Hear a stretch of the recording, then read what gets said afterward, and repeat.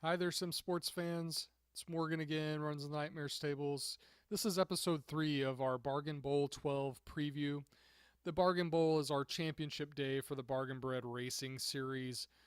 That's a series of races held throughout the year for scratch bred, cheap runners, bred for 120 points or less, although a lot of them are bred for way less than that. Uh, let's go ahead and jump in. We're going to talk about the next set of races here in episode 3. We have 15 races carded in Arizona for December 3rd, Bargain Bowl 12.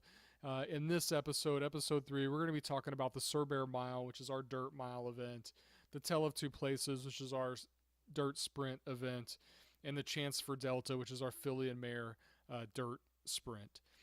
Let's jump ahead real and just start with Chance for Delta. Uh, she really is one of the cornerstones of the Bargain Bred Racing Series. Now, the Bargain Bred Racing Series got its start in 2005, but as you can see here, as a juvenile, as a 2-year-old, Chance for Delta was already winning listed stakes races. She won 2 of those as a 2-year-old. So she was really a perfect fit for the Bargain Bred Racing Series. That race there that says Nightmare Presents, that was in July of 2016, or 2005, sorry. That was the very first Bargain Oaks, and so she was our very first Bargain Oaks winner. She would go on a little later there in November of 2005. The Nightmare Special there was actually the very first filly and mare dirt sprint, and Chance for Delta would close on down and grab that and take that victory. Uh, then the next year, we started to add a few more races, and so that's when the Sugar and Spice came online for fillies and mares on the dirt, and she ran a pretty solid second there. She came back in November of 2006 to defend her title in the filly and mare sprint, and she did it again. She won, closing from off the pace, and took them all down again. Then now, as a 5-year-old, we move into 2007. She wins the Sugar and Spice in the summer that year, and then comes back in November of 2007 as a 2-time Bargain Bowl winner, trying to be a 3-time Bargain Bowl winner, and she closes down and does it again. And she does it by running her fastest speed figure. She was just a really impressive little filly. You might not be impressed with the speed figures, but in 2005, there were two really. It was Chance for Delta, and there was another filly named Standing Alone, who was a really good dirt sprinter. Standing Alone opted to face the boys in the Tell of Two Places, and she beat the boys in the very first running of the Tell of Two Places. So in the 2 dirt sprints that year, we had both fillies taking both events, right? And then in 2006, Standing Alone faced Chance for Delta, and Chance for Delta beat her that year. And then in 2007, there, it's also interesting to note that Enthusiasm Spreads ran second in that race, and she would come on to win the Chance for Delta in 2008. Wu Jin was also in that field, a pretty good sprinter in her own right, who ended up winning the Silent Witness in her career. So, Chance for Delta may not have popped big numbers, but she won a lot, and she beat other Bargain Bowl winners and just showed up every big race day. She was really exciting to watch. Again, one of the cornerstones of the series. So it's always one of my favorite races on the card is when we're talking about the Chance for Delta sprint here. All these filly and mare sprint races have always been really a good division with good rivalries, and she really got the series kicked off. The fastest Chance for Delta sprint was back in 2012, and that's where Silver Steps set the pace, earning a nice 105 speed figure. And typically, these fillies don't run big speed figures, so that 105 is pretty exceptional for this group on the dirt. It's really interesting to note in 11 runnings of this race, so we've run this race 11 times, we've had mostly favorites until the last 3 years. And in the last 3 years, we had a 6-1 in 2015, we had a 12-1 in 2014, and we had an 18-1 in 2013. So long shots have been there the last 3 years. So it'll be kind of interesting if you have long odds here. I don't think that's necessarily negative against your runner as you go into the Bargain Bowl. Now for these filly and mares, dirt sprinting, the very first race in this division that gets started starts in April. It's the Death Valley Starlet at 5.5 furlongs. And this year, traditional code, set the pace and won, earning a pretty solid speed figure at 97. Turtle Snip was second. Her Price is Right was third. Now, Her Price is Right was our 2015 winner of the Chance for Delta Sprint, so she was looking to improve off of her 3-year-old season. Got off to a solid start here with a third place finish in the first race of the year. The second event for these filly and mares dirt sprinters is the Sugar and Spice, and that takes place in July on our Summit of Speed card in Florida. And Traditional Code did it again. Gate to wire, really nice speed figure 101. Her Price is Right closed from way downtown, as did Meteor Sparky, to both finish second, third within a length and a half. And Princess Arena actually got into the action late as well, was within 2 lengths of the winner there. The third race in the series is the Paintbrush, which takes place in October. And Meteor Sparky, finally somebody tracked down Traditional Code. Traditional Code had a huge lead, 4 lengths going into the stretch, but couldn't make that stand up. Meteor Sparky got to her, won by a half a length. It could be that half furlong there extra in this 6.5 furlong event that got to Traditional Code. Nonetheless, a really solid second. Princess Arena came in third there. Again, these fillies and mares battling back and forth. We had Traditional Code, Meteor Sparky. Her Price is Right jumped in there a little bit. So when we look at the divisional standings, Traditional Code, just based on her 2 wins and her second and the third race, she is dominating points-wise in the series. But Meteor Sparky still in with a chance for division honors here and the chance for Delta, although she's going to need Traditional Code to pretty much finish completely off the board, and she's going to have to win the race. And that's going to be tough because Her Price is Right is pretty tough. Filly in her own right, coming back to defend her title. Turtle Snip's a pretty solid filly, and Princess Arena seems to be finding it here as we go later in the season. So a really competitive field set for our filly and mare turf division. Let's move on now and let's talk about the Tale of Two Places.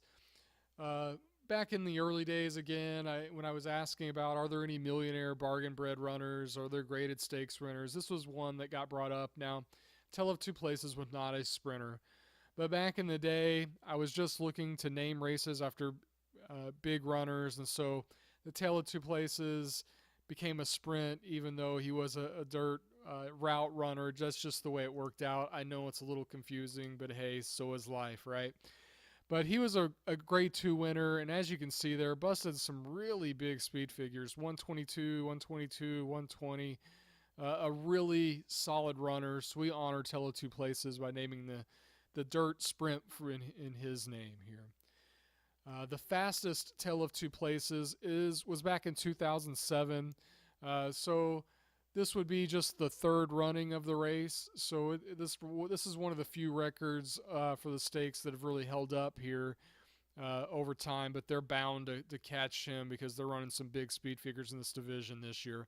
But Ballista, Gate to Wire, earned a nice 109 speed figure at 17-1, beating Fancy Grace. Some interesting things about winners in the Tale of Two Places is that favorites just don't do well. In 8 of the 11 previous events, the winners were 6-1 or higher. 5 of those 8 were 10-1 or higher. 3 of those 8 were 15-1 or higher.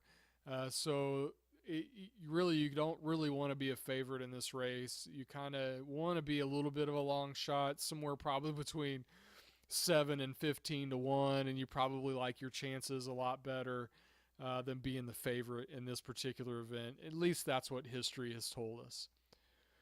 The first race in the male or the open dirt sprint division is the Broadway Sprint in May.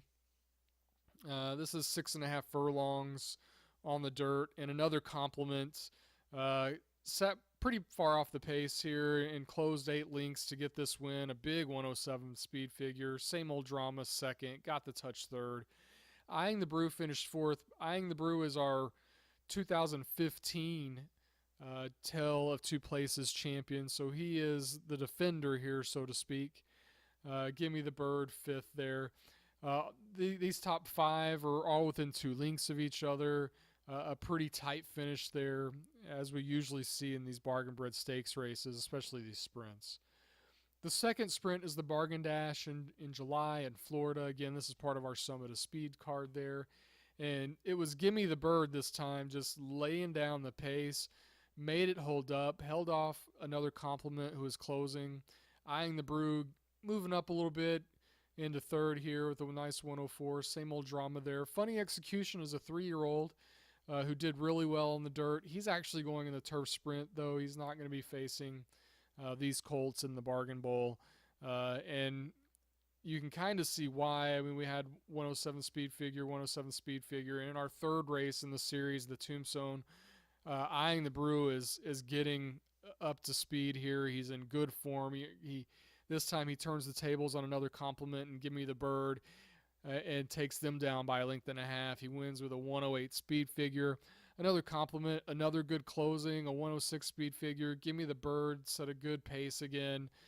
Held around for third, got the touch in there. Funny execution, tried him again. Ran a nice speed figure, 102, but again, he is not going to face these older colts who are just killing it, really, this year in this division. And so as we take a look at this sprint division, another compliment has the edge, 22 points to 16 over Eyeing the Brew. Give Me the Birds just another point back with 15. It's really going to come down to these three likely. The 6 and 7 point difference can be made up from a first and second. So this division is up for grabs. Another compliment better be on his game. Eyeing the Brew just got better as the year went on. He might be the one with slightly better form right now. This should be another competitive, very fun race to watch. The last race we're going to talk about is our dirt mile. We name it after Sir Bear. And I really don't know how this thing's going to look on the screen, but it's pretty big on my screen here. I just kind of wanted to get everything in one thing. I wanted people to be able to see his pedigree here. Sir Bear was a real-life runner in the United States. He had 71 career starts, and he won 19 times. He didn't win his first graded stakes until he was a 5-year-old, and that's when he won the Cigar Mile at 5. He won the Metropolitan Handicap at 6. And at 8, he won the Gulfstream Park Handicap, a Grade 1 race. So just a solid old dude that just was, raced well for many years. And he's from a very modest pedigree. Sir Leon, Big Bet, Greek Answer, very bargain breadish. And so we honor Sir Bear with naming him for our dirt mile race here at the Bargain Bowl. Now, our fastest Sir Bear mile was run last year in 2015 at South Africa, and Redfinger lit it up with a 109 speed figure. He won by 2.5. I think if pressed, he could have gone even faster. He's already won over $500,000, by the way. Lee Crioso set the pace, and that's a 4-year-old filly who can set a pretty mean pace, as you can see there, 6 furlongs and 108, and was still kind of hanging around at the end there, making her presence felt. This race has been run 6 times in the past. It's always a good speed figure. You're going to need to run a 105, 106 speed figure if you plan on winning, and really Redfinger kind of has continued running pretty well, as you'll see here. This dirt mile division gets started off in New York in May in the Big City Mile, and Redfinger picked up where he left off. He closed down and won by half a length. He outclosed or outkicked Second Wine and High Heeled Healer. Gateway District, a big close on that day as well. Falling Pin set a pretty quick pace and faded, but didn't fade much, only a length and 3/4 back. The top 5 runners within 2 lengths of each other. Very competitive race, very fun race to watch there. The second race in this dirt mile division is the South Beach Mile, and this is again in July here at our Summit of Speed down in Florida. And Redfinger was on his game again. Runs a 112 speed figure, this time outclosing Second Wine again.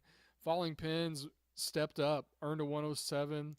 Even though it was 4 lengths back, I think this was a better race than he had in the Big City Mile back in May. High Heeled Healer again, Gateway District again. We got a nice competitive. These guys are coming back, facing each other. It's a really good competition. The next race in the series is the Gumball Mile, which takes place in October. And Second Wine and Falling Pins both turn the tables on Redfinger. Second wine closed with fury, earning a 113 speed figure. That is a bargain bred, folks, with a 113 speed figure. Falling Pin set another quick pace. It only got beat a length and a half. That's hard luck, earning a 111 speed figure in a bargain bred race and still getting second place.